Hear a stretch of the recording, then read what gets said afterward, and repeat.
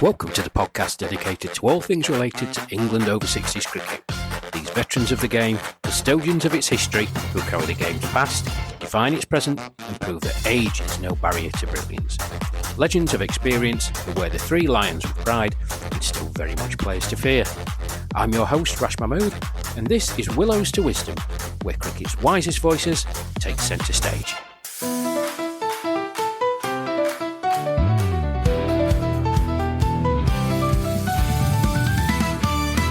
Hello everyone, and welcome to the third episode of Willows to Wisdom. Thank you for joining me.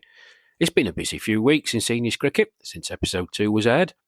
The county championship is in full swing. The eagerly anticipated World Cup and England line squads were announced. The first international action of the summer has taken place, and the second round of fixtures in the over 65 regional championship have been completed. And I've been travelling around the country speaking with loads of people, getting their views on seniors cricket, as well as getting people's thoughts on the podcast, and it's genuinely been very positive. Well, there's a lot to get through on this episode, so here's what's coming up.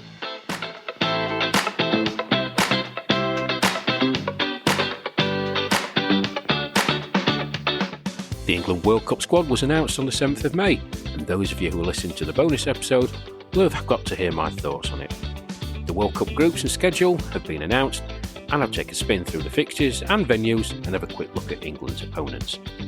The England line squad has been named, and I'll take a look at some of the players in the squad. The first international matches of the season have been completed, with England and the Lions taking on Scotland, and there'll be a review of both matches.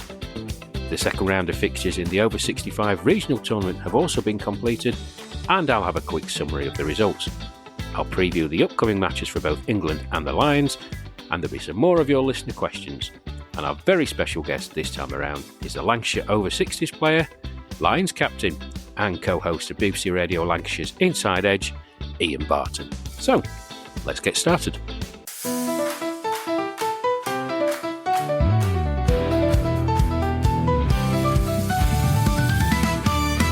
So the England Selection Committee have nailed their colours to the mast in naming their 16-player squad for the World Cup in Toronto.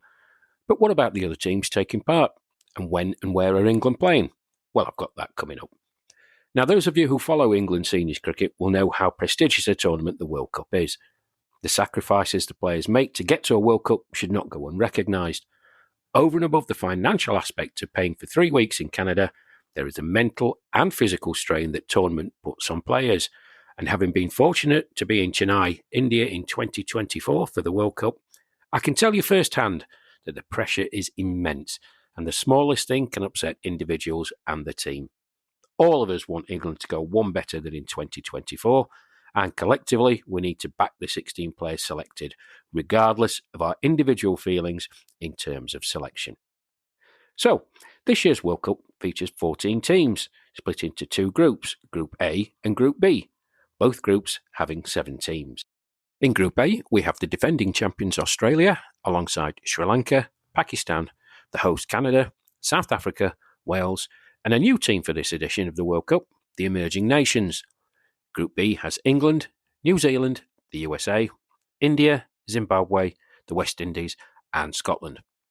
Now, both groups are tough, but on first glance, England appear to have a slightly easier group to navigate. They will lock horns with 3 of the teams they were grouped with last time around, New Zealand, the USA, and Zimbabwe. Now, we'll have an in-depth look at the World Cup shortly before the tournament starts. So for now, here are the dates for your diary in terms of the England matches. England play a warm-up match against the host Canada on Friday the 7th of August before they start their World Cup campaign against Scotland on Monday the 10th of August at the Paul Coffey Cricket Ground. Next up is the West Indies on Wednesday, August the 12th at Terremoto Cricket Ground, with Zimbabwe the opponents the very next day, Thursday the 13th of August at the same venue.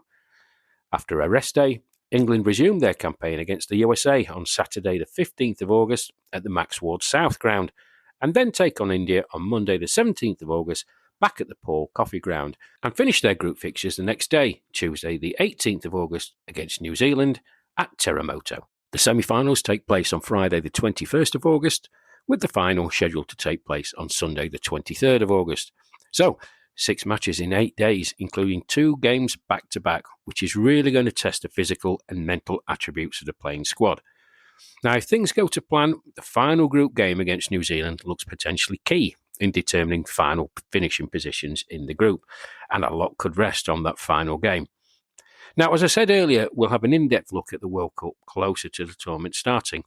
But in the interim, get in touch with us. Let us know your thoughts about the groups and how you think England will do. When I have details about the streaming and the game times, I will let you know. But keep an eye on the England 60s social media platforms for updates in relation to the tournament. And talking about how to get in touch with us, here's how to do so. Now, here on the Willows to Wisdom podcast, we want you to be involved. If you'd like to send a question in, or have a comment or observation about over 60s cricket, then you can get in touch a number of ways.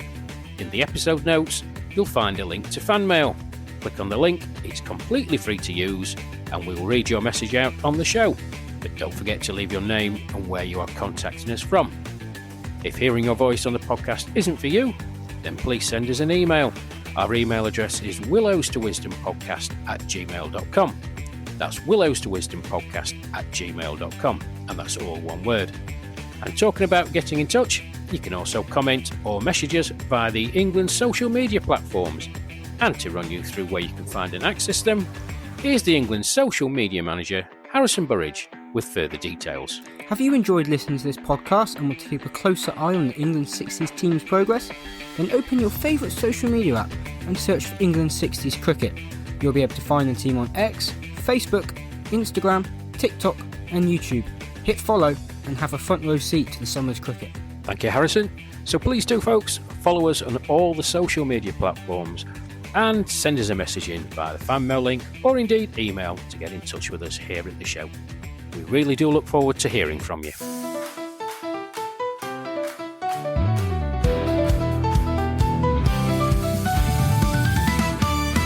Now, it may surprise you to know that the England over 60 team do not receive any direct funding from the ECB. We are reliant on the goodwill of the players and the continuing support of sponsors. So if you'd like to be involved in sponsorship, please get in touch and we'll pass your details on to Paul Bradley, who will be more than happy to discuss what your sponsorship will bring. And to give you an example of how far-reaching England over 60s cricket is, last year there were over 4 million clicks across the various social media platforms. Our YouTube channel had over 137,000 views, spanning some 14,000 hours of viewing in 55 different countries. So the opportunities for individuals, companies and corporations to gain exposure is there for all to see. That said, our work with the over 60s continues due to the generous, loyal and continuing support of our main sponsors, those being Stonehill Sports, Sporter Tours, NV Play and Clean Clad. On behalf of the England management team and everyone connected in and around the team, thank you for your continuing support.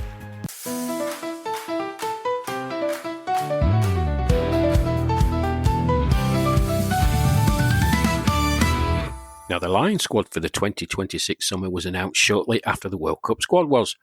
26 players were announced, with some familiar names included. Jason Cunt retains the captaincy, and the team will be managed once again by Paul Gelder. Now, it's a very strong Lions side with the likes of Graham Shaw, Mike Palmer, and Kevin Watson adding vast international experience to the squad. A number of players who made their debuts for the Lions last summer and who have had Ashes and international experience are also included, with the likes of Steve Small, Mark Eames, Razi Ahmed, Lee Self, Ian Barton, Chris Baumer, Martin Ford and Charles Schofield gaining deserved inclusion. Now, there's a lot of talented individuals in the squad, and keeping everyone happy and content during the summer is going to be a difficult job for the Lions management team. There was a lot of media interest in the squad due to the selection of the former England international goalkeeper Nigel Martyn, and the increased exposure on the squad due to this sent the England social media into a frenzy. The Lions play a pivotal role in introducing players into a higher grade of cricket. Some players don't always make the jump from county cricket to the international ranks, and the number of games the Lions will be playing this summer will give us all a chance to see who could possibly make that step up if needed, or indeed selection for future tours, including India in the National Over 60 Championship early next year. Now, congratulations to all those selected, and when your opportunity comes, grab it with both hands and put yourself in the spotlight. A number of the Lions games will be streamed live, including games against 2 touring sides from Down Under in Geelong and Western Australia, as well as games against the UK Indians and the Welsh Dragons. So there'll be plenty of opportunities for players to impress. Good luck to all involved.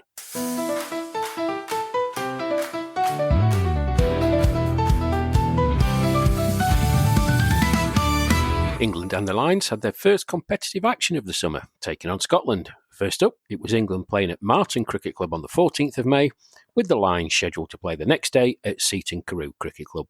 Now, I travelled up to Marton with my fingers crossed for better weather than a couple of years ago, when the corresponding fixture was abandoned without a ball being bowled due to rain. Now, on arrival, some 90 minutes before the start of play, it was raining heavily, but hopes were high that the game would start on time, with the forecast for intermittent showers and sunshine.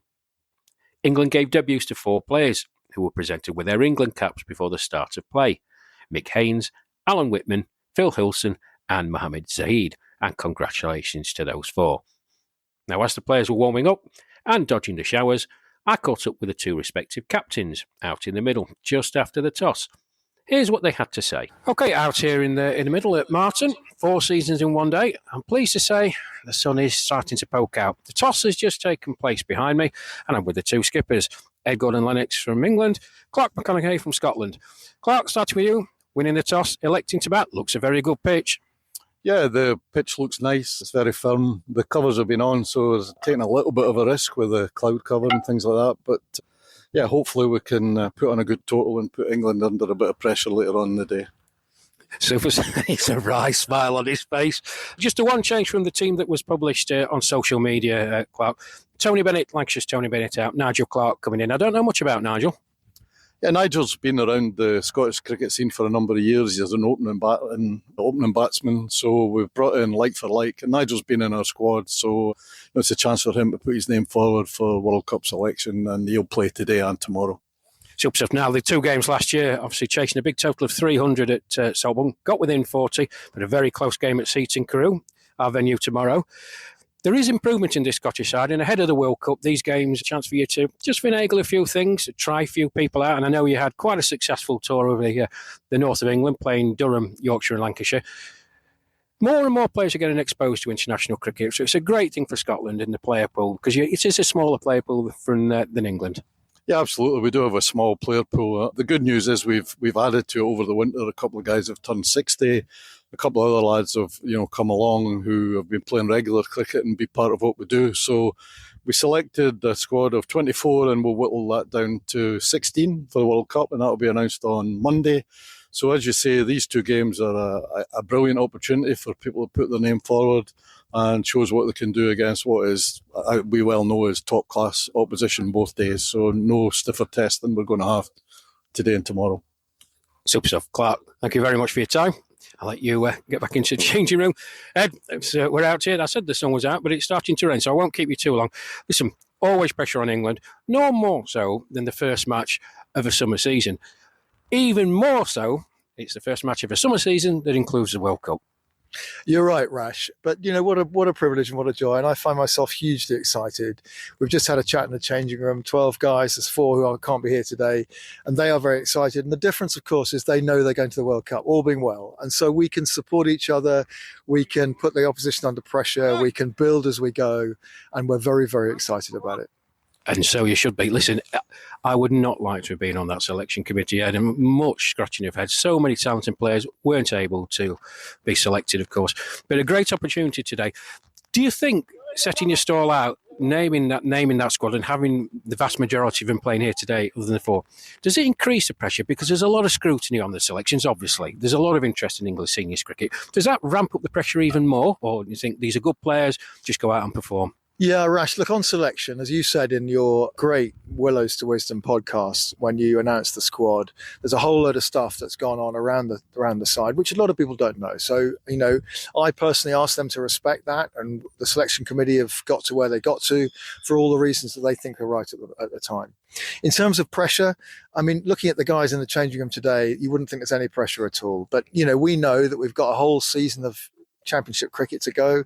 Looking at those scores every week to see who's getting them and not, it's natural. But we need to take that pressure off. And, Mel and I will be doing all we can to help people perform at their best. So, Ed, thank you ever so much indeed. I'll let you back in as the rain starts to come down. Ed, thanks for your time. So there were the views of the two respective skippers just after the coin toss. And as I finished speaking with Ed, the rain came down again, prompting another delay. However, after a short, sharp shower, play was able to begin, with Scotland opening up with Graham Garden and Nigel Clark. England opened the bowling with one of the debutants, Mick Haynes, with Phil Deakin his opening partner. And it was tough going for the Scotland openers early on, with variable bounce and some definite movement off the pitch. And it was Deakin who struck first for England, trapping Clark LBW right in front to give the umpire a straightforward decision. Clark out for 2 at the start of the 6th over, Scotland 12 for 1. And with that wicket, Phil Deakin moved past Jim Phillips to become England's leading over 60 wicket taker. And Deakin struck again in his very next over, again with his first delivery, this time having Garden caught by Zahid. Garden out for 13, Scotland now 20 for 2. But he wasn't finished there, as with his final delivery of the over, Stevie Allison edged a simple chance to Steve Aston behind the stumps. Allison out without troubling the scorers, Scotland 20 for 3 and a double wicket maiden for Deakin. Scotland needed to regroup, and whilst it was slow going, they did manage to get to the 16th over before they lost another wicket. This time, Peter Moses being clean bowled by Whitman, giving him his first international wicket. Moses out for 4, Scotland 44 for 4. The Scotland skipper, Clark McConnachie, was at least showing some resistance, and Scotland passed the 50-run mark, but he was the next batter out in the 24th over, clean bowled by Mel Hussain. McConnachie out for 33, the score 69 for 5. Michael Ingram was given out LBW for 8 at the start of the 27th over, off the bowling of Mel Dobson, Scotland 76 for 6, and a further 3 runs were added off the next couple of overs when the rain returned, and caused play to be suspended after 28 overs, with the score at 79 for 6. Now, despite some sunny intervals, the rain returned at regular intervals, and with a forecast for more heavier rain during the late afternoon, play was abandoned for the day shortly before 4 p.m. So, no result in the end, but a good day on the personal front for Phil Deakin, becoming the leading England wicket taker, taking his England tally to 54 wickets, and he finished with figures of 4 overs, 1 maiden, 3 wickets for 5 runs. Many, many congratulations, Deeks. Now, it's difficult to evaluate this curtailed performance. Haynes, Whitman and Zahid all had a bowl on debut, which will no doubt settle their nerves going forward. Deakin was simply unplayable. But the Scotland batting was poor, and they would no doubt be looking for an improved performance the next day when they took on the Lions. So, after the abandonment of the match the previous day, the England Lions took on Scotland at Seaton Carew, with our guest on the show this week, Ian Barton of Lancashire, being the Lions skipper. Now, there was much interest in this game due to the announcement of the former England international goalkeeper Nigel Marton being named in the starting lineup. Alongside Martin, there were also a number of debutants, including Martin, being presented their Lions caps: Paul McEwen, Colin Cliff, Roger Hyatt and Ian Woodall, and congratulations to all of them. In addition to those making their debuts, Kevin Watson and Graham Shaw, stalwarts of the England seniors over the past few years, were also included. England won the toss and elected to bat, and it was the skipper who opened up with Steve Small, and both batters were positive from the very start. Barton, continuing his fine form with the bat, was particularly impressive, and together with Small, punished anything short or loose from the Scottish bowlers. The 50-run partnership was reached relatively quickly, and the pair continued to bat well together, with Barton retiring on 50 not out. The score passed the 100 mark when Steve Small was run out for 42, the score 103 for 1. Neil Jackson looked to continue his fine start to the season, but he was out for 20 with the score on 133, being caught by Peter Moses off the bowling of Shahid Mahmood. Graham Shaw was the next man out, clean bowled by Mahmood for 17, the score 152 for 3, and Scotland had done well to stem the flow of runs. Mahmood was in a groove now, and England had no apparent answer, losing 3 wickets for the addition of 4 runs in 4 overs, Martin and Hyatt both being dismissed without scoring, and Watson being dismissed for 2. England now 156 for 6. Colin Cliff looked to get England back on track, and despite the loss of Charles Schofield and Cliff retiring not out having scored 25, it was left to Paul McEwen and Ian Woodall to share a fine partnership to get England to 220 for 7 after their 45 overs. Pick of the bowling for Scotland by a very long way was Shahid Mahmood, who returned figures of 9 overs, 1 maiden, 4 wickets for 28. Scotland found it hard work against England the day before and would have been hoping to put on a much better batting performance. However, they struggled mightily against some fine seam bowling from the Chief, Paul McEwen, and Chris Bowmer, who ripped through the Scottish top order, bagging 2 wickets each to leave Scotland on 31 for 4. In truth, Scotland were never really in the hunt to chase down the England total and lost wickets at regular intervals, with Charles Schofield outstanding in taking 4 wickets and Ian Woodall bagging himself a brace, as Scotland were all out for 75 after just 25.4 overs, the Lions winning by 145 runs in a dominant performance. Schofield finished with the outstanding figures of 7.4 overs, 1 maiden, 4 wickets for 22 runs, but was ably supported by McEwen, Bowmer and Woodall. So a good start for the Lions, and much to like about how they went about the game. For England, the way they were bowling against Scotland, I'm sure they would have been chasing a relatively low score as well the previous day. How much can we learn from the 2 matches is debatable. What we can definitely say is that this was a very good start to the season, and winning and playing well are good habits to have. For Scotland, well, they will look to regroup, and much needs to change for them if they want to be competitive in the World Cup. But congratulations to England and the England Lions on 2 very good performances.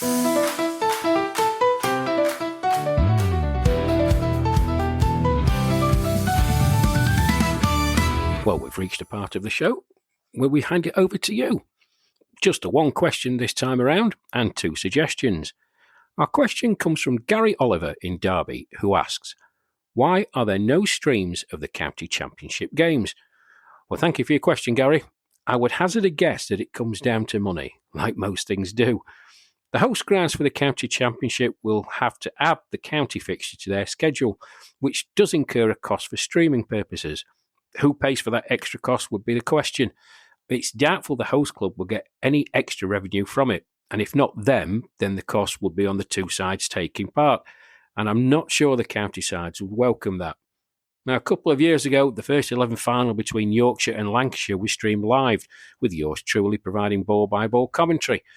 I don't know who paid for myself and Steve Deller, who assisted me on the day, to provide the stream and commentary, but I can make some inquiries and update you and the listeners. Now, we've had 2 people make suggestions via our social media pages. The first comes from Martin Pearce, who suggests interviews with former stars of senior cricket. Well, it's a great suggestion, Martin, and is certainly something I can look and try and include in future episodes. Our second suggestion comes from Philip Chudley, who suggests plotting the course of international seniors cricket from its inception to the present day. Well, again, Philip, it's a great suggestion, but it sounds like a lot of work, and at present, I just don't have the time to devote to it. But I'm sure there is somebody out there who knows someone who probably does know a lot about seniors cricket. So please, if you are that person, get in touch, and I can look to get in touch with you and see if we can incorporate it into the podcast. I think it would be a very informative and enjoyable series to be involved in, and I'm more than happy to collaborate if someone out there is already doing something along those lines. Well, that's the list of questions done for this episode. My thanks to Gary for his question, and thank you to Martin and Philip for their suggestions for future content.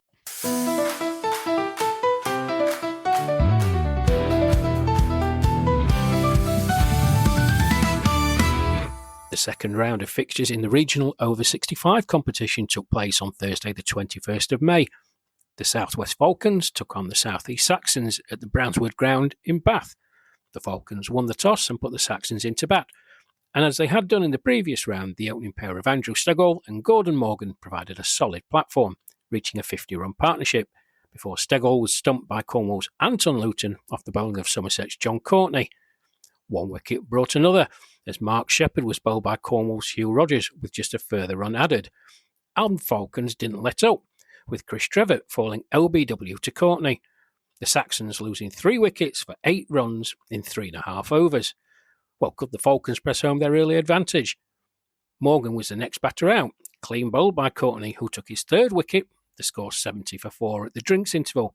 and despite some resistance from Surrey's Mike Redfern, who scored 35 before he was caught off the bowling of Cornwall's Trevor Lee, wickets were lost at regular intervals, with the Saxons eventually all out for 131 after just 38.1 overs. The standout bowling performance for the Falcons was that of John Courtney, who returned figures of 9 overs, no maidens, 4 wickets for 28 runs, and Hugh Rogers, Trevor Lee and Nick Marmont helped themselves to a couple of wickets each.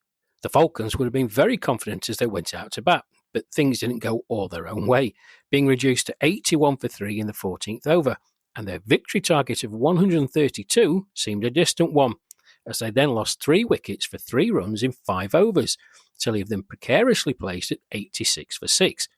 But despite losing a couple more wickets, the Falcons got home, thanks in large part to Marmont, who was 30 not out at the end, alongside his partner Trevor Lee. The Falcons reaching 132 for 7 after 28.1 overs, winning by 3 wickets. Down at Foxton Ganter in Cambridge, the Northern Superchargers took on the Eastern Echoes, and the Superchargers won the toss and elected to bat, but suffered an early setback, with Lancashire's Tony Bennett being adjudged LBW off the bowling of Norfolk's Andy Gregory in the first over, which brought Durham's Tony Burbeck to the crease. And together with Yorkshire's Martin Watkin, they shared a partnership of 82, before Watkin was bowled by Hertfordshire's Gareth Wynne for 33, the score 84 for 2.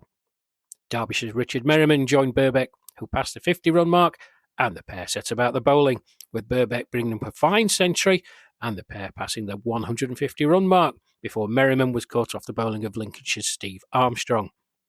Noddy Dearden, the Supercharger skipper, joined Burbeck out in the middle, and after a 58-run partnership, the score had reached 214, when Dearden was out, caught off the bowling of Hertfordshire's John Smith, and Smith struck again just 4 balls later, dismissing David Lee's LBW, the score 220 for 5, with 5 overs remaining, and with Burbeck smashing the ball to all parts of the ground, the 250-run mark was passed, with the Superchargers eventually finishing their innings on 284 for 6 after their 45 overs.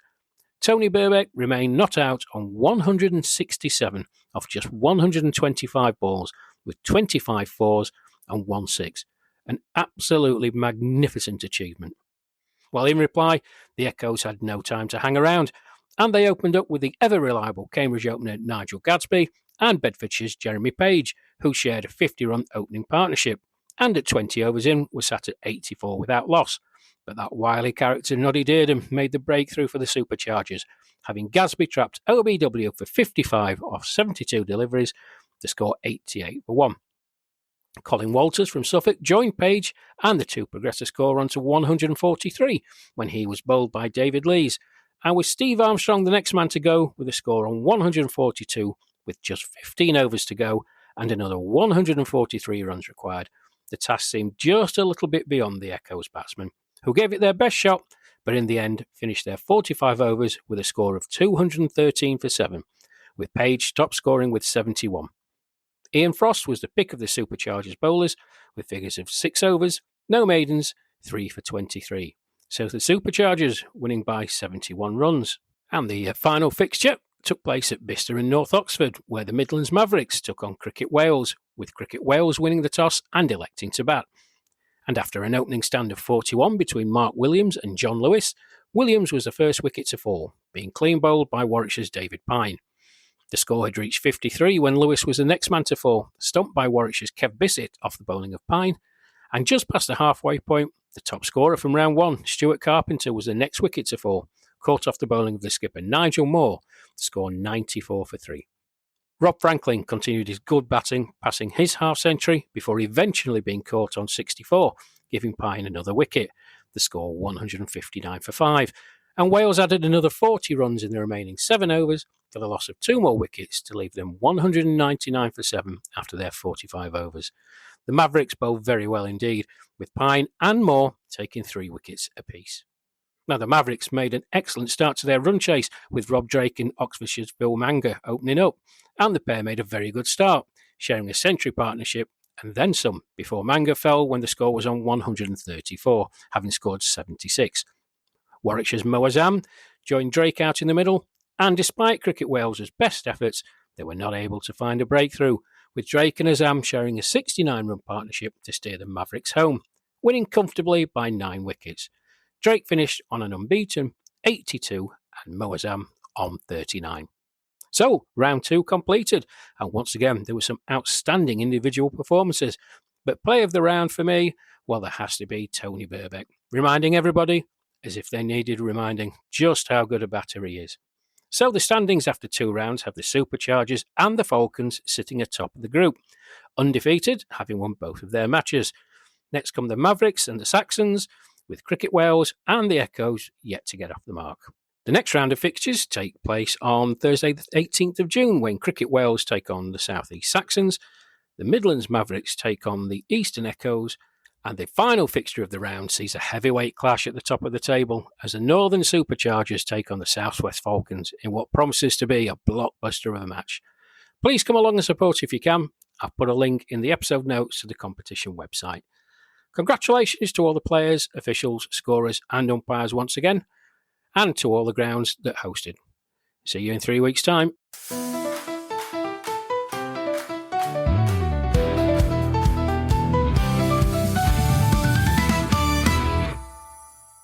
Now, my guest on the podcast this time round is Lancashire's Ian Barton, and I interviewed Ian just shortly before the bank holiday. Now, we did have some technical difficulties in this recording, folks, so apologies if the sound dips in and out. There was some work being done in the local area on my broadband. Hence, the internet kept dropping out. But we've done as best and hopefully cleaned it up as best I can.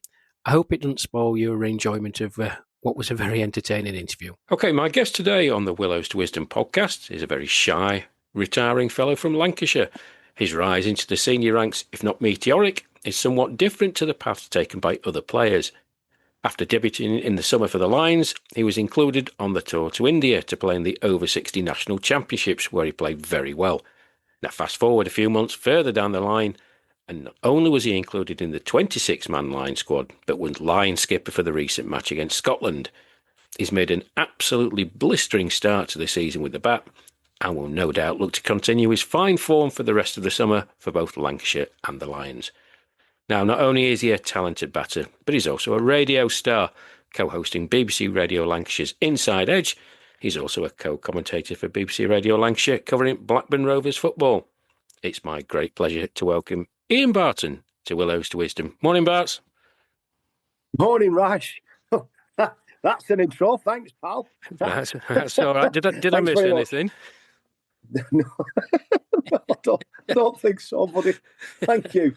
It's very nice of you. Thank you. No, you're more than welcome. Listen, thank you for joining me. Now, when we sat together in the freezing cold and damp in the commentary area last September in the West Midlands, the Lions versus Scotland, the final game of the Tri-Nations, could you have ever believed how far you would have come in such a short space of time? Literally 8 months later on, so much has happened in your cricketing world.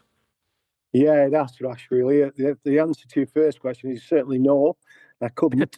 It's just been a bit of a whirlwind, hasn't it? Obviously, when you're 60 years old or whatever, 61, it's, to see what's gone on has just been amazing and, let's say, shocking to a degree in a nice way. It's been brilliant. Let's start with your most recent one then, Ian. Being named line skipper for the match against Scotland. Now, it must have been a fantastic day for you and your family. It helped, of course, with a dominant victory. But what was it like? I mean, it must have come right out of the blue, with the greatest of respect to you. Yeah, it did, obviously. Obviously, I really enjoyed playing. I just love playing cricket. I always have done, and I always will do. This has been a complete breath of fresh air to me, finding out about the overage seniors cricket. Yeah, obviously had a fantastic time in India, when we went across to India in late January, early February, and just loved being around the lads and having the crack and the team spirit and everything was brilliant, and the banter and everything about that trip was great. So yeah, I was hoping that I could make the World Cup squad.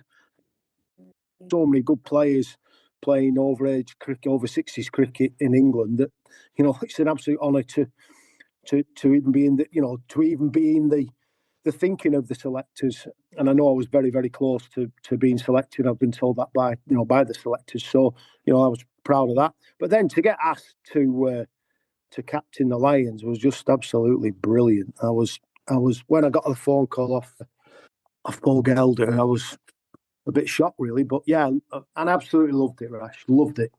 Well, I mean, loved it. You skipper in and open the batting. Another 50 retired not out against Scotland. But just what was it like captaining that team? You had the likes of Graham Shawsey and Watto, Kevin Watson. Experienced, vastly experienced international players. I mean, what was it like, skippering them and laying down the law? Well, they'll tell you, I mean, the lads were brilliant. I was nervous, obviously, when you get asked to captain your country. And I appreciate it's the Lions, it's not there soon enough, but it was just, the lads were brilliant. I went up on the Thursday to watch the first team. I thought, well, I'll try and get up there early and meet some of the first team lads. Unfortunately, obviously, the game was rained off, as you know, you were commentating on it, and it had been rained off by the time I got there. But that was a nice feeling to be around some of the lads that have been up. Mel was there, Nick was there. There was lads there who'd been on the Lions tour as well. Deeks, obviously. So it put me at ease a little bit. And then the day itself, I just thought, I'm just going to do it my way. I wasn't overawed by any of the players that were there. Graham, I spoke to Graham on the Thursday, and obviously Watto. And I must say here now, Watto's been a really, really great help to me, because I was so chuffed when he was in the side, as I was with Graham. When these are experienced players, and Steve Small, who's a top, probably somebody else had as well. When I go through that side, off the top of my head, I can't remember. But they were just brilliant with me, and I tapped into them. I said, I'll be doing it my sort of way, but I'll be coming to you two, you three, and tapping into your knowledge. And they were just fantastic, mate. And I can't thank the players highly enough of how they were on the day. It was a bit manic before, because Paul Gelder, again, he was brilliant with me. But you've got to do so much, Rash, before the game when it's you do. and which was brilliant. The seating crew, the setup was great. We were there early. I mean, I was there at 9:10 for the 11 o'clock start, and I got in the dressing room, and the 5 new lads, they were already there. Yeah, so that's how keen they were. So that was brilliant, and it just went fantastically well. And I can't thank the lads enough for their attitude and the way they were. And just said before the game, really, I just think it's as important for us all to, obviously we're going to be nervous, but it's important for us all to enjoy the success of other players in the team more than yourself. Absolutely. And that's how you build a spirit, and how you build, get a togetherness and a will to win. And the lads always bought into it, and it was just brilliant. And I did a few bitey things, like obviously I was out there batting, and I was finding it reasonably easy, Rash, and not reasonably easy, but I felt in good nick. Batted, but like I say, I'd had to give 5 new caps out before the game, obviously, and make speeches, which was a massive honour. But it takes time, and close to the start, and you've got your team photos, and you're tossing the coin, putting your blazer on. So I was a bit, when I went out to bat, I was a little bit frazzled because you've had so much to do before it. But yeah, I felt good when I got out there, and Steve was a big help, and it was great to bat with him, because he's a good friend. We've only met each other 12 months ago, but I get on great with Steve, and he's a top lad. And then when I got to a 40-yard quite quickly, I thought, right, if I get to 50, I'm going to retire, which I know you're not meant to do, and it wasn't a game where but I thought, these lads have travelled from all over the country to play for England, and they don't want to be watching me. I wanted them to be part of the game. So good. So when I did get to 50, I ran off. I spoke to the skipper of Scotland, saying, "Is it all right?" And he said, "Yeah, if you want to do that." And I think Steve thought, "What the heck's he boy doing now?" I hadn't told Steve, and Shawsey was next. Well, Shawsey was in. Shawsey, you should have seen his face. He was a bit perplexed, was the lad. And he said, "What are you doing? You've got 100 nailed." I said, "No." I said, "No, it's not. You come. You're in next." And he was like, he just couldn't believe what I'd done, but. anyway, eventually he got up and went in, and yeah, it was great, mate, because that's about me. I want people to enjoy the cricket. I want them to be involved. I want them to be in a team where they all feel part of that team, and everybody's just as important as each other. And I thought that was a bit of a, no, I didn't know it was a statement, but it just showed that I want people to be selfless, and that I'm selfless, and the rest of the lads bought into that as well. So that was brilliant. Yeah, excellent, and it certainly was with an excellent performance, winning by I think 145 runs. Now, Ian, you mentioned briefly when you were talking about that Scotland game, meeting a few people that you'd been on the Lions tour with in India. Now, I've asked a few of the players who toured India earlier this year for their thoughts, so it seems only right and proper to ask you, what did you think of the tour? Absolutely incredible. Just a life. Well, once in a life. I say once in a lifetime. Potentially, it could be going back again. But you know, the experience for me, Rash, was just unbelievable, and not the cricket was amazing, but just to be travelling to India, and yeah, it was inspiring, really, and I absolutely loved it. But I think the best thing, and I think a lot of the lads and the ladies that were on the tour as well, it was just a fantastic atmosphere throughout the trip, you know, and the way that everybody got on, and the crack we had, and there was no hassle at all. It was brilliantly organised. You know, obviously Bradley's amazing at stuff like that, and Paul Bradley was just absolutely outstanding with his organisation skills, and just the number of people that said, because there's some experienced people on there who've been on a number of tours, Rash, you know, and they had, yeah, and they said it's the best tour they've ever been on by a long way, and you know, with everything out the crack, and like I say, the team spirit, the bonding, and everybody got on great, and there was no hassles whatsoever. And I hope I helped a little bit in that. You know, as you said, I'm quite an outgoing sort of guy, but I just want everybody each other's successes, and I think that rubbed off a little bit, mate. It was a fantastic trip, unbelievable. It did indeed, and I was so proud. Yeah. Well, I mentioned in my introduction here, in your somewhat meteoric rise into seniors cricket. Now, yours isn't a traditional route into seniors cricket. It's slightly unconventional, isn't it? So tell us how it started. Yeah. How did you get into the senior ranks?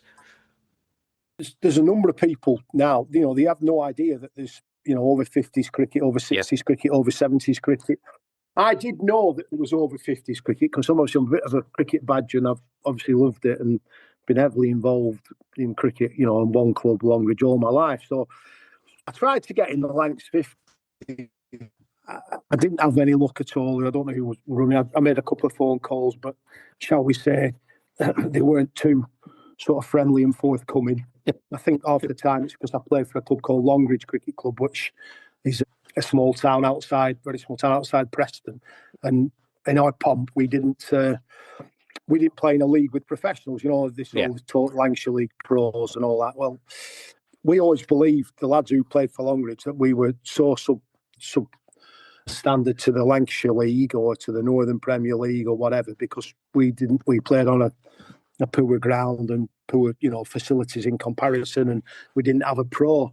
What we realised as we all got older together, all of these mates playing, that we were really good cricketers. And, you know, many a time we'd play Lancashire League, Northern League clubs and Central Lancashire League clubs and whatever else. And if they didn't have the pro, we'd beat them convincingly in cup competitions. Yeah. By the time we were sort of 30-odd, we all realised we were decent cricketers and doing really well. But when I tried to get in Lancashire, I think, you know, because, you know, where did he play at? Longridge, or forget him then, because he didn't play with a pro. But so that used to frustrate me. So I waited till I got to 60. I thought, right, I'm going to have a real go at this. I stopped playing for Longridge. My last game for Longridge first team was at Stanley Park, Blackpool, where obviously, you know, it's a county ground. I think I was 56, playing for the first team. I got a number, eventually got through to John Sharples, and, you know, he said, come to Nets. So I went to Nets. Went to every indoor net at Bury. So it's a 50-minute drive for me, every net for about, I think, 10 weeks in the winter. And when I was batting in the nets, obviously not all the first team, they were in and out the first team lads, but I thought, I think I'm still can do it, you know. And some of the 70s lads were coming up to me and saying, "Oh, great to have you, Ian. You know, you're 59. You know, you're 16, mate. It's just what the first team need a young, fit lad who can open the batting and whatever else." So I thought, great. Anyway, so when it came to the start of the season, I thought, you know, dying to get in. But unfortunately, the first game, I was in Punchestown. I go to the races every year. Yes, you do. Yeah. 7 or 8 mates. We go over to Ireland to the Punchestown Festival. So unfortunately, I wasn't available, Rash, for the first game. So I thought, flipping out, that's probably going to cost me because obviously if the first team win, they're going to keep the same side, which is what happened. I was in the second team away at Yorkshire, at Castleford. So I was revved up. I was really looking forward to it. Thought, well, I'll open the batting and hopefully make a statement and whatever, because it asked me what position I'm at and all that. But I wasn't aware of how vets cricket works, basically. You know, shall we say, a few people try to dominate games, don't they? So I got to Castleford. We bowled about 120 odd, a wet track. It had been a thunderstorm overnight. So we get in the dressing room, half time, and chuff, we've done well. And the captain says, right, we should knock these off, guys. Well, here's the batting order. So he got to 6 and I still wasn't named. And I thought, oh my goodness. So I was either 7 or 8, I think 7 in the seconds. And I thought, right, I'm not, in no way am I conceited. I speak mine, which is for, I've always done, I always will do, but I'm a third person. And I thought, I was number 7 in the second team after been at the nets and done really well. Anyway, at number 7 I was. And he said, that's where you're batting in this team, mate. Ian, make the most of it. So after 5 weeks, I hadn't batted. I played for the second team 4 or 5 times. I'd got more wickets than runs after 5 weeks, and I can't bowl. So I got 2 runs and 1 wicket. 2 wickets and 1 run. So my mates were saying, "Barty, what are you doing? Why are you trailing all over just to field for the second team?" I said, "Well, I want to play. I know I can still do it." Anyway, so I get asked to go to play for the first team at Yorkshire, and that's where I met Kev. Yep.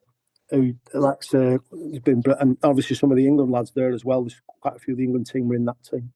Again, I went as a fielder. I batted 8. I took a really good catch that day.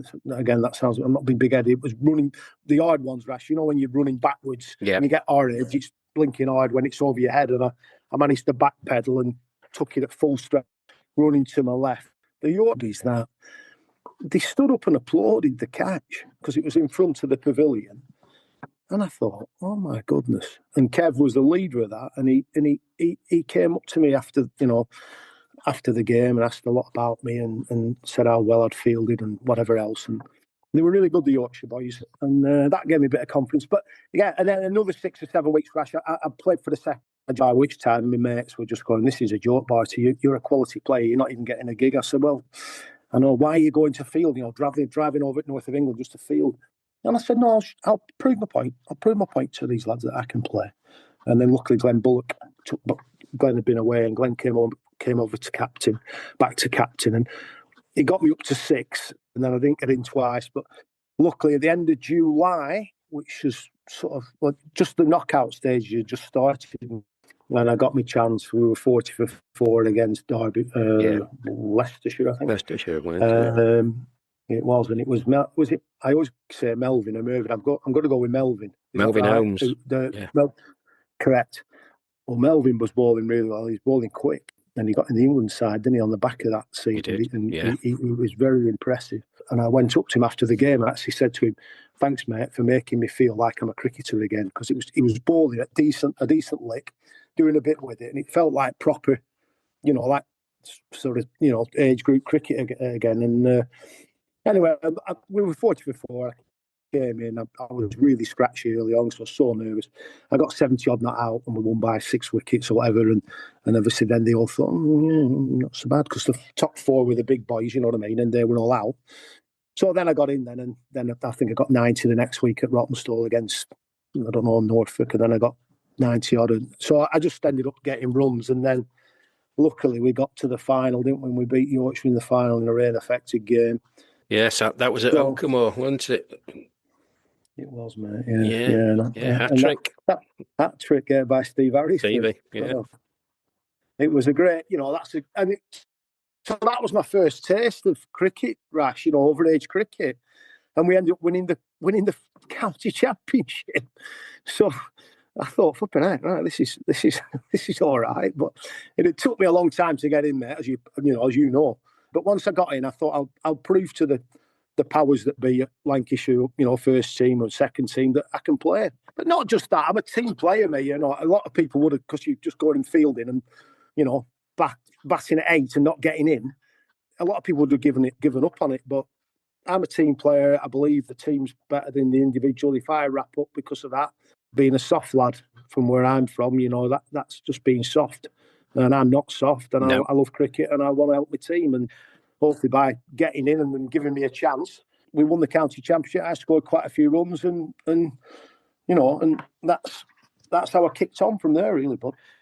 Yeah, well, and you haven't looked back since. Well, unconventional it might have been, Bart's, but I think from what you've done, no room for you sitting on the sidelines and batting at 7 or 8, even though it's a very, very talented and powerful lineup that the Lions have, and indeed England. Now listen, you've started this season like an absolute house on fire. Unbeaten 50s twice against Scotland, the 5th highest score in county championship history, scoring 178, and you back that up with another century. I know there's a little blip in between. But has your inclusion into the line setup given you more confidence, or is there some other reason your play is on, what seems to be a different level at the moment? I think that's astute, as I think playing for the Lions, putting the England Lions badge on and whatever, it does raise your game. It does make you realise that you're obviously a good player, whether you're a batter, ball, a keeper, all round, whatever you are. You obviously realise you've been recognised and your stats are decent.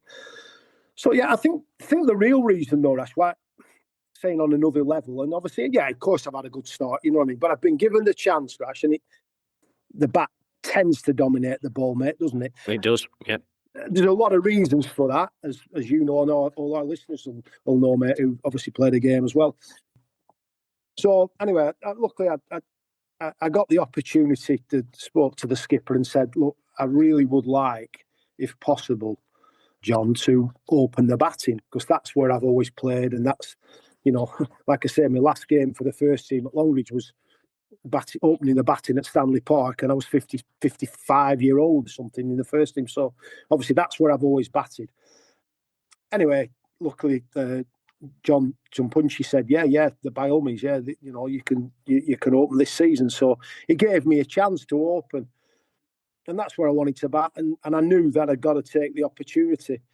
I didn't quite know, Rash, I was going to take the opportunity to the level I have done. But yeah, it's where I want to bat, but the other thing, Rash, is that I want to bat there, but I don't want to bat there every week. If I'm getting big runs and lads are having to watch me bat and get big runs, I don't want to bat there every week, because I want other people to have a chance to play cricket. And at the end of the day, in this level of cricket, unfortunately, we're a lot closer to the end than we are to the beginning. That's right. I don't want to see lads bloody travelling all over the gaff to watch me bat and get 100. Good for me, but it's not good for the team. I get that if we win, but there's more to cricket at this age than just winning constantly, because people, it's a mental health thing, and people want to have a do, and we see people. I think you see people leaving teams because they're not getting a do. They're batting at 8 and they're fielding and they're not bowling. And I stuck at it because I'm obsessed with cricket and I love the game, and I knew I wanted to prove people wrong. That's what I've done all my career. But I don't want to be batting opening every week. I want other people to have a chance, because that's, to me, what cricket's about, and that's why I did it when I captained the England Lions. If the lads buy into the team, and no individual's bigger than the team, if lads buy into it and they all know, they feel they're really part of this team and they've got a great, camaraderie, and they want each other to do well, England will win. Simple. England will win. England Lions will win. Lancashire will win, because that's just the way cricket is. You've got to be part of it, and you don't want to feel like you're not getting a do, because It's not. That's not fair. And like I say, we're 60-odd-year-old. We're not young kids, and it's not right at under 11 level if lads are not getting to do, and it's certainly not right at over 60s cricket. Well, no, and I'm sure our listeners, there'll be quite a few of them sitting on the edge of the seats going, do you know what? How refreshing is that to hear? And it is, but listen, you play the game like that, you're open and honest, and it's infectious. But, I couldn't agree more with your sentiments. That's really, really well said. Thanks, Rash. And that's just me, and the Longridge Cricket Club that I've been involved with. Like I say, when I joined Longridge as a 16-year-old kid, there was a really poor club, sorry. But we've grown it now with the help of a lot of people, but obviously having the right direction and driving it. We finished second in the Northern Premier League last season before. We won the Lancashire Cup at Old Trafford against Ormskirk, who were the national champions this year. We won that in 22. We got through the final year after. We've got a thriving club with 4 teams on a Saturday, senior teams, 2 Sunday teams, about 10 or 11 junior teams, a girls' team. Well, and 2 grounds and an amazing setup. And luckily, we're playing. I've arranged the game against the touring Geelong team. The Geelong team coming over from Australia. They're going to play at Longridge on 1st of June. But so me and a lot of others have driven that club from being the real bottom of, looked down upon, to now everybody goes, oh, Longridge, yeah, they're a really good club. They're a big, big club and all that. Well, you only do that by having people like, well, you've got at Longridge, myself and whatever, and lots of others who think about the club first and not their individuals. And that's what I've found in senior cricket. Yeah. I think there's a lot of people bother about themselves. I don't bother about myself. If I'm good enough, I'll get in anyway.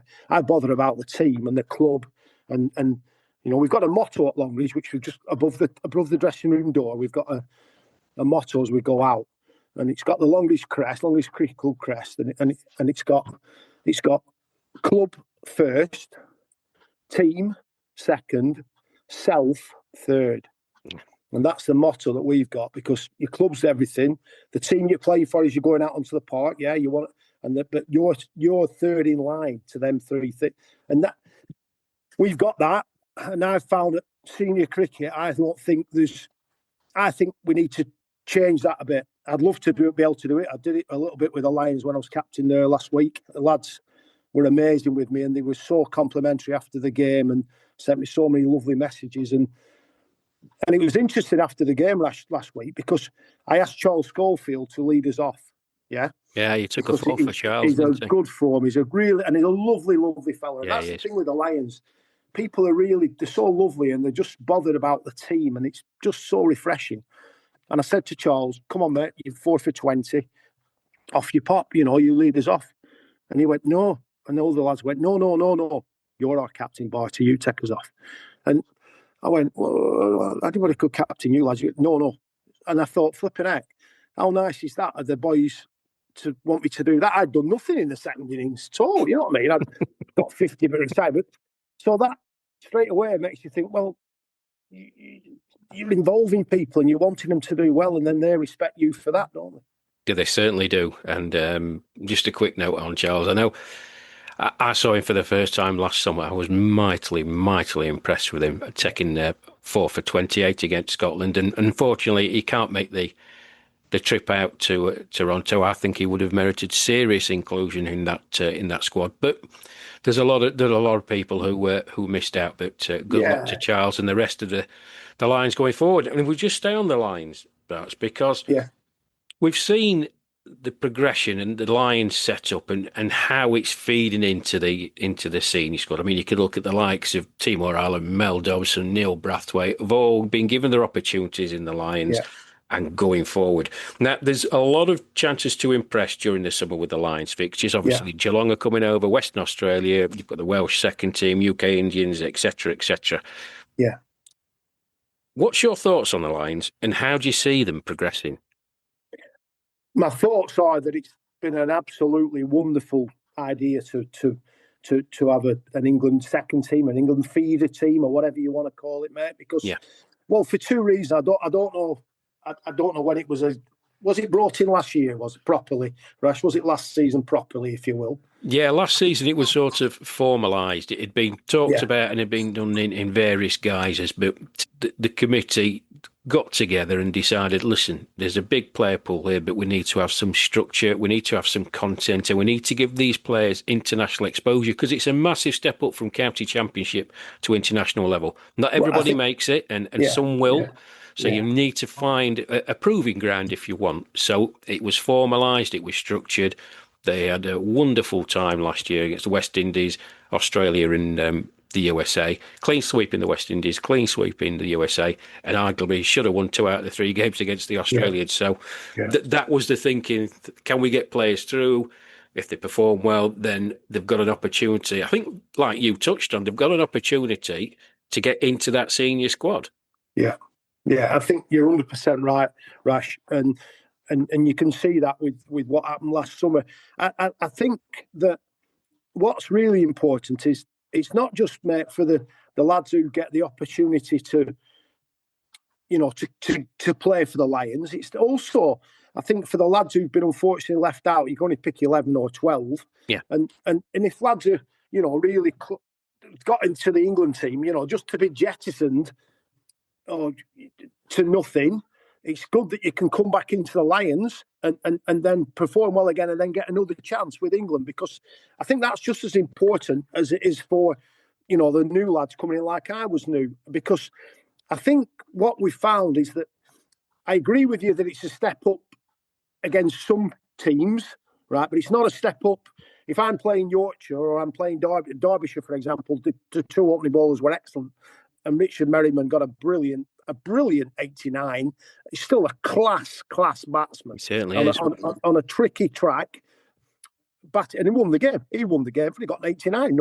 That's simple as. Now, Richard has stepped down because of age, and he's 60. He said to me, I think he's 67 or 60, whatever. But he's still an absolute class batter.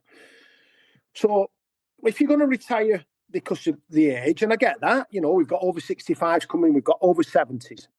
But I think if you're 61, 62, 63, 64, 65 even, if you get left out, you should have something to go back to, because you're obviously still a good player, you've just not made the final cut.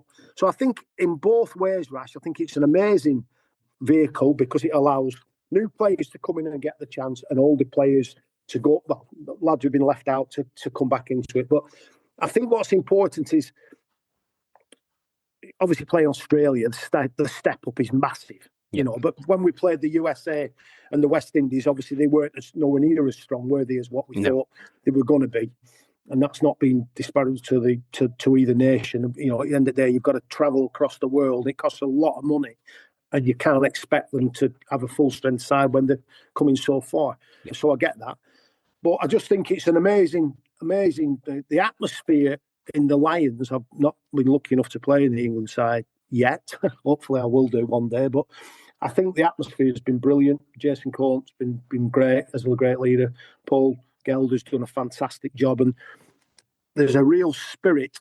And I think it helps a little bit that, playing for England is more pressure. First team, I get that. But there's been a brilliant spirit about the Lions, and that was carried on in India, mate. So the answer to your question, I just think it's fantastic that having the Lions. I think it's a brilliant idea.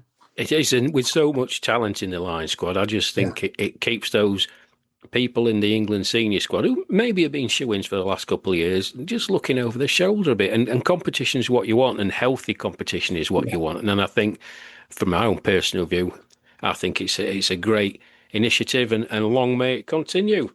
Yeah, right. Yeah, well, that's your cricketing thing. But listen, you're a star, aren't you? I mean, I can't believe you're lowering yourself to come on to this rubbish. Nah, you're a broadcaster as well. Inside Edge, been going a few years on BBC Radio Lancashire, out on Wednesday evenings at 7 o'clock. Is it, Bart? Is it 7 o'clock? 6 till 7. 6 till 7. Yeah. And Brilliant. Also football commentary. So how did those things come about? Start with Inside Edge first. Yeah, to be honest, Rash, it's usual me, isn't it? Waffling on as always. I was very lucky, Rash, I was chairman of Longridge Cricket Club when we won the Palace Shield in 2017 or 2018. And we then got promoted to the Northern Premier League. But if you win the Palace Shield, it's been a tradition for many, many years. The chairman of the club, it's his responsibility to thank the executors of the Palace Shield and all the people who volunteer to keep that club, the committee members, to keep that league going. But I've been to a lot of dinners, as you can imagine, over the years. I used to go to, every one if I could. And every time you got a chairman up, Rash, they always talked about how great their club was for winning the Palace Shield.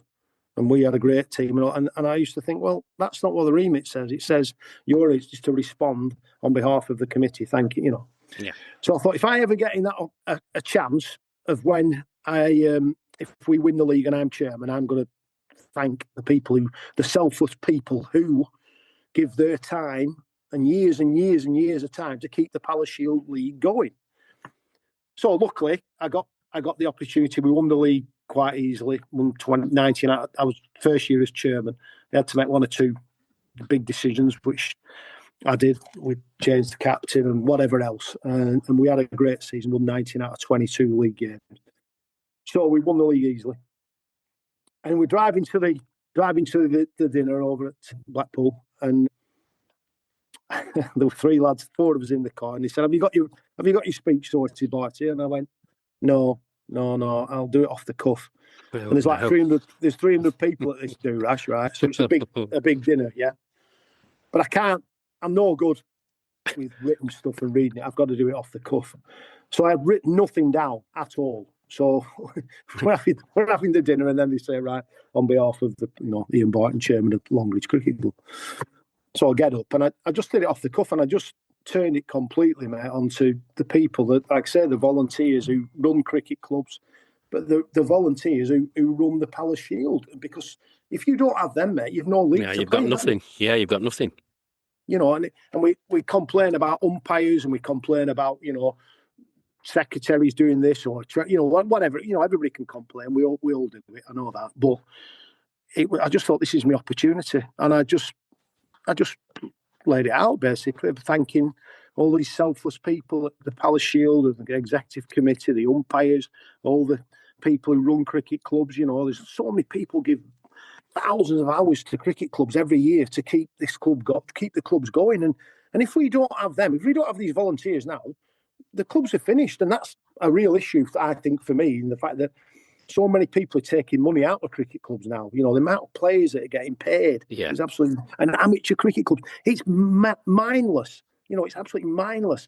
And yet you've got chairmen and secretaries and everything else, all the committee people and whatever else, who get nothing to keep the club going. And so, I just basically went on about that. And luckily for me as well, Rash, that night, a gentleman called Tom Howarth, who is Mr. Longridge Cricket Club. Me and Tom's a bit older than me. Tom's 80 now, but 80 odd, but he was 80 at the time. And I turned it on to Tom as well, because he'd given a lifetime to Longridge Cricket Club, and he actually, the following year, got the lifetime award from England, from the ECB, for his services to cricket, to recreational cricket. And Tom had kept Longridge Cricket Club going before I got there, but for him it would have disappeared probably.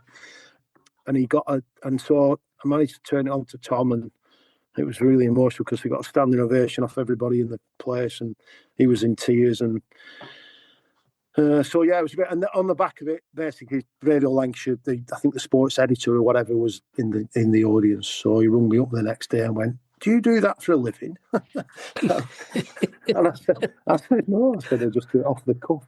Waffle? Yeah, waffle, yeah. Just a waffle.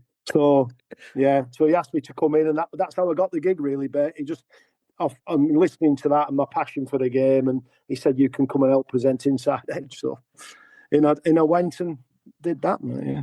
And you haven't looked back since. I mean, this one, listeners, if you want to catch it's Nigel Martin. Good chat with Nige, didn't you? This week. What a lovely fella he is, mate. Yeah, he is. And you know what he was saying, bud, as well. He'll do anything to raise the profile of the vets cricket and amateur cricket, and he's had so much time being pressed on. He was before the game last week and whatever else. But I just rang him up on Tuesday morning and said, "Nice, a really big favour. Andy Bays has asked me, would you be able to come on, Inside Edge tomorrow, just to talk about, whatever last week and, well, in general. And Andy knew him. It's funny because Andy Bays used to interview him when he was at Everton, when he was a goalie at Everton. Oh, yeah. Andy was working at Century FM, and they remember each other from then. But wow. Yeah, I know. And it was just brilliant. And he epitomises, for me, Rash, what's amazing about overage cricket, or seniors cricket.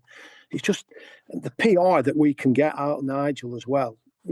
I don't mean that in a bad way, but you know what I mean? It's such a great story, isn't it? Well, it is, Ian. I mean, going back to it, when I was speaking with Paul Bradley, normally the tweets that England send out, the tens of thousands and what have you. But when Nigel was included in that squad, Paul rang me up. He said, "You're not going to believe this. I think on X, it was over 250,000. It's just ridiculous." And I know there were a lot of, I didn't make it to seating crew because I wasn't driving back up the A1 after getting rained out at Marton the other week. But I know there were a lot of coverage, and it's great for seniors cricket. It's great that Nigel's been included. It's great that you're included and you've got a voice for it, and other people. And I just think it gives them the opportunity to think, yeah, listen, there is a pathway for us, as if you alluded to. If you're good enough, if you want to stick at it, the mental health aspect is great, the physical aspect is great, and it's a good setup, and it's going to go, hopefully, forward and continue in this vein with better players coming in and more opportunities. So, yeah, I fully agree with you. So that's Inside Edge. What about your football commentary then? Yeah, that was a bit lucky, really. I obviously, they employ co-commentators. Most of the time, they're ex, obviously, Blackburn Rovers players from when Rovers were obviously Premier League and people like Kevin Gallagher, who won the Premier League, Mark Atkins, Colin Hendry, David Dunn, really good players. But I think what happened was the first gig I got, mate, this will apply to Nigel really. The first gig was, he rang up and said, "Andy, Barty, do you want to do co-commentary on the Rovers?" I said, "Oh, God, I'd love to, mate. Yeah, I've no experience at it, apart from, watching Rovers for 50 years or whatever, longer probably." I said, yeah.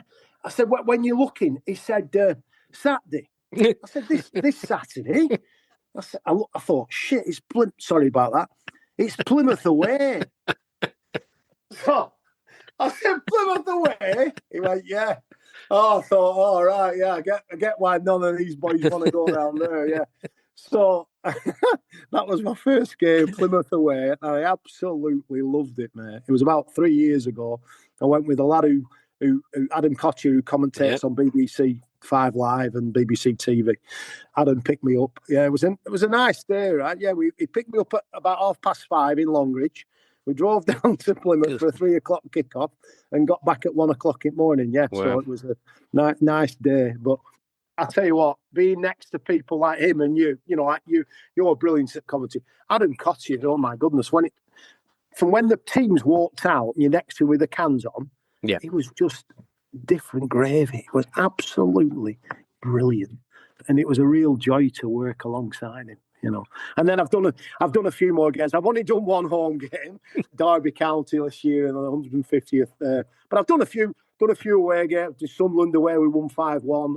I've done Bristol City away. I've done different away games, and it's a brilliant experience, Rash, particularly when I'm a Blackburn Rovers fan. Yeah, you're a fan, aren't you? First and foremost, if you can't get on the pitch wearing the blue and white, that's the next best, I would have thought. It is, and it was quite funny, but because he said, Andy Bays said to me at Bristol City away, he said, "Whatever you do, boys, if we score, you don't shout."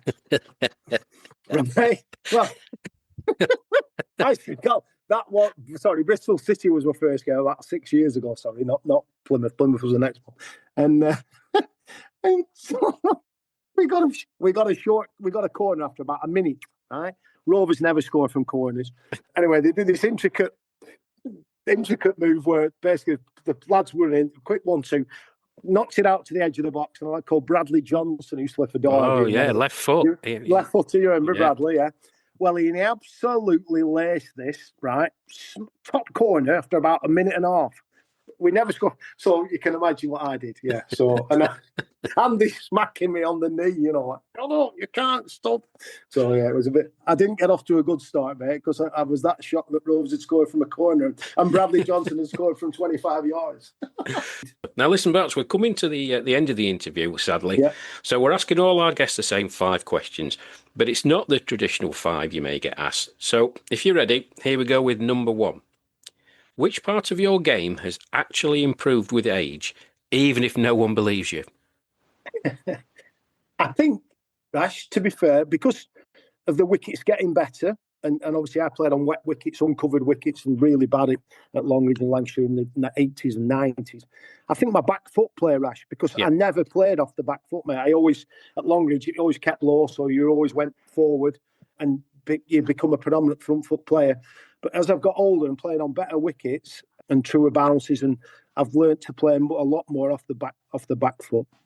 Well, it's certainly standing you in good stead. Number 2, if your cricketing style were a vintage item, what would it be and why?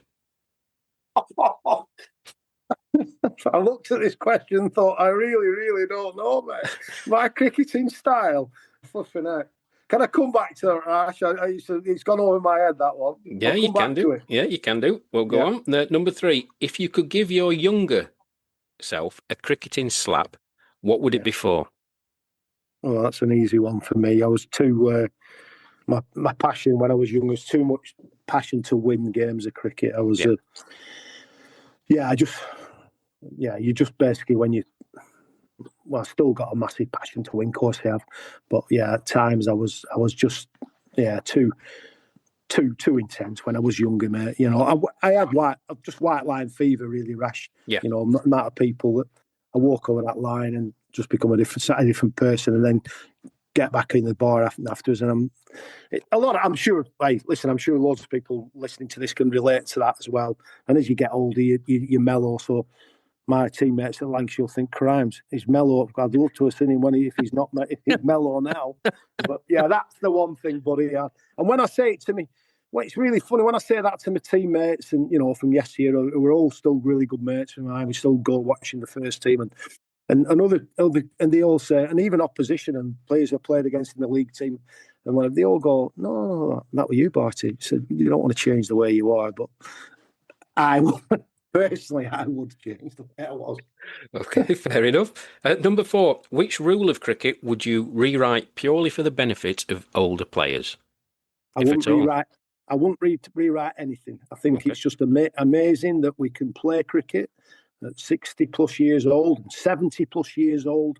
And I love the fact massively that we don't change anything. The rules are the same. I know there's walking cricket and walking football and whatever else, but I just think it's amazing that we are still playing the same game of cricket that we always did. Obviously, it's slower. We know that. We appreciate that. But we don't need to change any rules because we can still play the game of cricket in the right way, and in the right way, but also with the same rules. And I think that's unbelievable, Rash, at our age to be able to do that. Yeah, I wouldn't change anything. Well said, sir. Well said. Well, we've come to the final question. Do you want to go back to your vintage item? I'm still thinking about it. Let's go to the last one. I don't know if I can answer that. Right, go on, mate. Okay, so complete this sentence, Ian. Being over 60 in cricket means? Feeling young again, having the opportunity to be in a dressing room full of like-minded people. It just means so much, and it's so brilliant for mental health and for caring for people in the right way. It's just the best for me, the best. Yeah, well said. Well, if you can't think of one for number 2, your cricket style, I'm going to say like a gramophone. You put the disc on, you wind it up, and you just let it go, and then get the full enjoyment of what you're listening to. And that's you in a nutshell, Bart, isn't it? And you bounced in to Marton on Thursday last week. It was raining and the lads there, and as soon as you came in, there was a big smile on their face. And like you said, you went round everybody and said that. And it's an infectious personality that you've got. Absolutely delighted from sitting getting trench foot we were at in the West Midlands last September to where you've got to, mate. It's a real joy to see you break into the team. You're having a great summer, and I hope things go on for you and force your way into that England senior squad. You're more than good enough, my friend. More than good enough. Thank you, Rash. That's so very kind of you. I really do appreciate that. And I really appreciate the fact you've asked me to come on the show, and I'm quite humbled by it. So thank you. No, you're more than welcome. Well, there you go, folks. That's our guest today, Ian Barton, Lancashire's Ian Barton. And let's have the footnote, Lion skipper. Even if it was for one match, he's one and done. Bart, thanks ever so much, mate. You're welcome, Rash. I'll hopefully see you soon, buddy. Yeah, you take care. Well, that's bye-bye. That's it. Cheers. Bye-bye.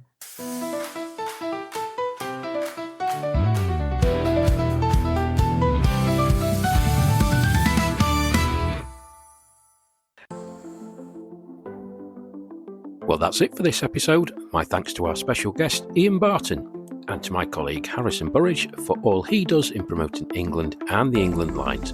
And thank you to Gary for his question, and to Martin and Philip for their suggestions. Now, the episode notes list all the ways you can keep up to date on England over 60s cricket, with links to our various social media platforms. And the episode notes also contain the fan mail link, which you can use free of charge to get in touch with us, to submit a question or get in touch with your observations and suggestions. Or you can email the show.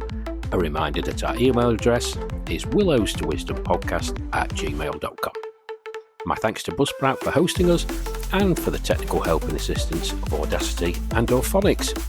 Please like, share, subscribe and review the podcast, and you can find us via Apple Podcasts, Spotify, Castbox or via your usual podcast provider. Now, next time around, we'll have a roundup of the 3 fixtures taking place in June and preview the England and Lions fixtures in July. There'll be some more of your listener questions, and we will also have a guest interview. Who that is, I'm not sure as yet. And there'll be a news segment in the podcast as I share some of my own personal highlights from commentating on England seniors cricket over the past couple of years. I've been your host, Rash Mahmood, and thank you all for listening to Willows to Wisdom, where age isn't a number, it's an advantage. So until next time, it's goodbye from me, and thank you.